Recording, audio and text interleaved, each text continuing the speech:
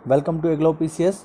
मैं निशित मिश्रा स्वागत करता हूं आपका एग्लो पीसीएस में। और बच्चों, आज हम पढ़ने वाले हैं 7 जून 2020 के टॉप 10 करंट क्वेश्चंस। तो अगर आप हमारे चैनल पर नए हैं तो चैनल को सब्सक्राइब करें और अगर वीडियो अच्छा लगे तो वीडियो को लाइक करें। और इसी तरीके के और इन्फॉर्मेटिव वीडियो देखने के लिए आप हमारे चैनल की प्लेलिस्ट में जा सकते हैं। वहाँ पर मॉडर्न इंडिया, इंफोटेनमेंट और करंट अफेयर से जुड़े हुए बहुत सारे महत्वपूर्ण वीडियोस आपको मिल जाएंगे जिन्हें आप देख सकते हो। तो चलिए बिना किसी देरी के हम यहाँ शुरू करते हैं। क्वेश्चन नंबर 1, पहला प्रश्न यहाँ पर देखें। भारत आकर वीज़ा शर्तों का उल्लंघन करने वाले कितने विदेशी तबलीगियों पर सरकार ने 10 साल का प्रतिबंध लगा दिया है। ये जो टॉपिक है काफ़ी चर्चा में रहा जब कोरोना संकट में जो तबलीगी जमात का जो मरकज़ है उसने काफ़ी बड़े हॉटस्पॉट के रूप में काम किया और काफ़ी लोग जो है कोरोना पॉजिटिव निकले इस तबलीगी जमात से जुड़े हुए। तो ऐसे में भारत सरकार ने इसकी जांच की और जांच को करने के बाद ये पाया कि ये जो विदेशी तबलीगी हैं इन्होंने वीज़ा शर्तों का उल्लंघन किया है, इसलिए इन पर 10 साल का प्रतिबंध हमें लगा देना चाहिए। अब ये जो तबलीगी हैं ये 10 साल तक भारत में यात्रा नहीं कर पाएंगे। अब इनकी संख्या कितनी है? तो विद्यार्थियों, इनकी संख्या है तकरीबन 2550। 2550 इनकी संख्या है, आप देख सकते हो। 2550 की संख्या में इन तबलीगियों पर 10 साल का प्रतिबंध लगा दिया गया है। व्याख्या में आप देख पाएंगे, भारत आकर वीज़ा शर्तों का उल्लंघन करने के लिए 2550 विदेशी तबलीगियों पर भारत सरकार ने 10 साल का प्रतिबंध लगाया है। ये विदेशी तबलीगी अब 10 वर्षों तक भारत नहीं आ सकेंगे। अच्छा, अगर हम देखें कि कौन सी वीज़ा शर्त का इन्होंने उल्लंघन किया, तो सबसे पहले तो ये ट्रैवलिंग वीज़ा पर यहाँ पर आए थे, मतलब टूरिस्ट वीज़ा पर यहाँ आए थे। और टूरिस्ट वीज़ा पर आने के बाद इन्होंने यहाँ पर धार्मिक गतिविधि में हिस्सेदारी दी जो कि अलाउ नहीं है। तो ऐसी स्थिति में भारत सरकार ने इन पर बैन लगा दिया 10 वर्षों का। चलिए बढ़ते अगले प्रश्न की ओर। ये सवाल विद्यार्थियों बहुत ही इंपॉर्टेंट है, आप समझ लीजिए। वेरी वेरी इंपॉर्टेंट श्रेणी का सवाल है। इस तरीके के सवाल एग्जाम में आपको देखने को मिलेंगे 2020 में। विदेश से लौट रहे भारतीयों को देश में ही रोजगार देने के लिए सरकार ने कौन सी योजना चलाई है। अभी आप देख रहे हो कि देश विदेश से जो हमारे लोग हैं वो वापस आ रहे हैं। विदेश से बहुत सारे लोग इंडिया वापस आ रहे हैं। तो ऐसे में इन लोगों को कहाँ यूटिलाइज़ किया जाए, इनको कहाँ रोजगार दिया जाए, इसके लिए केंद्र सरकार ने एक योजना बनाई है। उस योजना का नाम आपको पता होना चाहिए। ऑप्शन है विदेश, स्वदेश, ज्ञान देश या मेरा देश। तो केंद्र सरकार ने विदेशों से लौट रहे भारतीयों को रोजगार देने के लिए स्वदेश नाम की योजना चलाई है। काफ़ी महत्वपूर्ण सवाल है, मैं फिर बता रहा हूँ, एग्जाम में आपको मिल सकता है सीधे सीधे। चलिए व्याख्या देख लेते हैं इसकी। विदेशों से लौट रहे भारतीयों को देश में ही रोजगार देने के लिए सरकार ने स्वदेश योजना की शुरुआत की है, जिसके लिए अब तक 7000 से ज़्यादा रजिस्ट्रेशन करा लिए गए हैं। विदेशों में फंसे भारतीय नागरिकों को वंदे भारत मिशन के तहत भारत में वापस लाया गया था। ये भी आप देख सकते हो, ये भी इम्पोर्टेंट है, वंदे भारत मिशन, ठीक है। इसके तहत विदेशों में फंसे भारतीयों को वापस लाया गया था। चलिए बढ़ते हैं अगले प्रश्न की ओर। अगला प्रश्न है हमारे पास, वित्त वर्ष 2020 की चौथी तिमाही में किस बैंक का लाभ बढ़कर 3581 करोड़ रुपए हो गया है। वित्त वर्ष 2020 की चौथी तिमाही में किस बैंक का लाभ जो है 3581 करोड़ हो गया है। Option state bank of India, bank of India, Punjab national bank या पंजाब एंड सिंध बैंक। और इसका सही जवाब है स्टेट बैंक ऑफ इंडिया, भारतीय स्टेट बैंक इसका सही जवाब है। व्याख्या में आप देख सकते हो, देश के सबसे बड़े बैंक भारतीय स्टेट बैंक का वित्त वर्ष 2020 की चौथी तिमाही में लाभ बढ़कर 3581 करोड़ रुपए हो गया है, जबकि इस वर्ष पहले समान अवधि में 838 करोड़ रुपए की तुलना में यह 4 गुना से ज़्यादा है। तो फिलहाल ध्यान रखेंगे 3581 करोड़ रुपए लाभ हो गया है स्टेट बैंक का। चलिए अगला सवाल देखें। इस वर्ष के लिए हैदराबाद ओपन टूर्नामेंट का आयोजन रद्द कर दिया है किस संस्था ने। तो कौन सी संस्था है जिसने हैदराबाद ओपन बैडमिंटन टूर्नामेंट रद्द कर दिया है? ऑप्शन है BCCI, ICC, badminton world federation या ओलंपिक संघ। अब बात चूंकि बैडमिंटन की हो रही है तो इसको कराना है या नहीं कराना है ये फैसला कौन करेगा? बैडमिंटन वर्ल्ड फेडरेशन ही करेगा, क्योंकि भाई चाहे बीसीसीआई हो गई या आईसीसी हो गई, ये दोनों तो आपकी क्रिकेट से जुड़ी हुई संस्थाएं हैं, तो इनका तो कोई मतलब है नहीं बैडमिंटन से, तो ध्यान रखेंगे।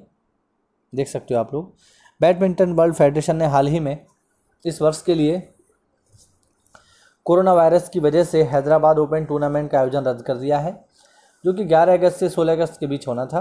साथ ही India junior international grand prix का आयोजन भी रोक दिया गया है। चलिए बढ़ते अगले प्रश्न की ओर। स्टूडेंट्स को शहरी क्षेत्र में बेहतर ऑप्शन देने के उद्देश्य से किसने पहले the urban learning internship program की शुरुआत की है? काफ़ी इंपॉर्टेंट है ये। देश के पहले the urban learning internship program की शुरुआत की है। ये पोर्टल है, ऑनलाइन पोर्टल है, जिसका नाम है the urban learning internship program. अब किसने शुरू किया है इसको? ऑप्शन राजनाथ सिंह, नरेंद्र मोदी जी, हरदीप पुरी या रामनाथ कोविंद जी। तो इसको शुरू किया है हरदीप पुरी ने, देख सकते हो आप लोग व्याख्या में। भारत के मानव संसाधन विकास मंत्री रमेश पोखरियाल निशंक और आवास एवं शहरी मंत्री, ध्यान रखना हरदीप पुरी जो हैं ये आवास और शहरी विकास मंत्री हैं। आवास एवं शहरी विकास मंत्री हरदीप पुरी ने स्टूडेंट्स को शहरी क्षेत्र में बेहतर ऑप्शन देने के लिए पहले the urban learning internship program की शुरुआत की है। चलिए बढ़ते अगले प्रश्न की ओर। निम्न में से कितने वर्ष बाद भारत में एशिया महिला फुटबॉल कप 2022 का आयोजन किया जाएगा? तो कितने वर्षों के बाद भारत में महिला एशिया फुटबॉल कप 2022 का आयोजन किया जाएगा? ऑप्शन है 17 वर्ष, 23 वर्ष, 38 वर्ष या 42 वर्ष। तो विद्यार्थियों 42 वर्षों की लंबी अवधि के बाद 2022 में भारत में महिला एशिया फुटबॉल कप का आयोजन किया जाएगा। तो काफ़ी महत्वपूर्ण है, ध्यान रखिएगा। महिला एशिया फुटबॉल कप 2022 भारत में होने जा रहा है 42 साल बाद। आप देख सकते हो एशियन फुटबॉल कन्फेडरेशन की महिला कमेटी ने 42 वर्षों के बाद भारत में महिला एशिया फुटबॉल कप 2020 का आयोजन करने की घोषणा की, जिसकी जानकारी ऑल इंडिया फुटबॉल फेडरेशन को दे दी गई है। चलिए बढ़ते अगले प्रश्न की ओर। ये सवाल काफ़ी महत्वपूर्ण है और आप न्यूज़पेपर में भी छाया रहा है। ये गरीबी रेखा से नीचे रहने वाले लोगों को फ्री इंटरनेट प्रदान करने वाला पहला राज्य। ऐसे लोग जो बीपीएल हैं, यानी जो बिलो पॉवर्टी लाइन है, उनको फ्री इंटरनेट देगा कौन सा स्टेट?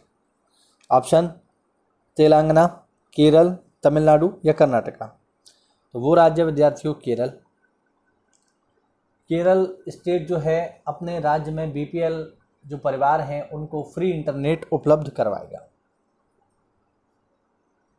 आप देख सकते हो केरल राज्य सरकार ने केरल फाइबर ऑप्टिक्स नेटवर्क परियोजना को अपनी महत्वाकांक्षी ब्रॉडबैंड परियोजना घोषित किया है। इस परियोजना से केरल में गरीबी रेखा से नीचे रहने वाले सभी नागरिकों को मुफ्त हाई स्पीड इंटरनेट मिल जाएगा। तो काफ़ी महत्वपूर्ण है, इस प्रकार की योजना उत्तर प्रदेश में भी होनी चाहिए, युवाओं के लिए काफ़ी काम आएगी पढ़ाई लिखाई के उद्देश्य के लिए। चलिए बढ़ते अगले प्रश्न की ओर। निम्न में से किसके निजी सचिव रहे राजीव टोपने को विश्व बैंक के कार्यकारी निदेशक का वरिष्ठ सलाहकार नियुक्त किया गया है?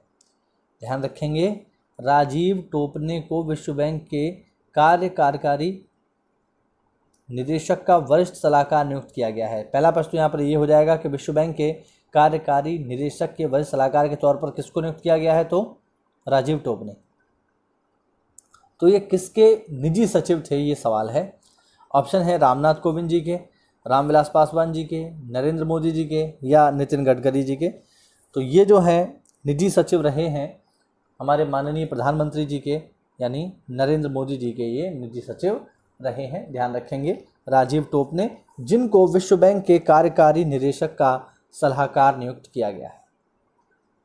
देख सकते हो आप। अब ये भी ध्यान रखेंगे इनका कार्यकाल कितना होगा विद्यार्थियों, इनका कार्यकाल होगा 3 वर्ष। चलिए बढ़ते अगले प्रश्न की ओर।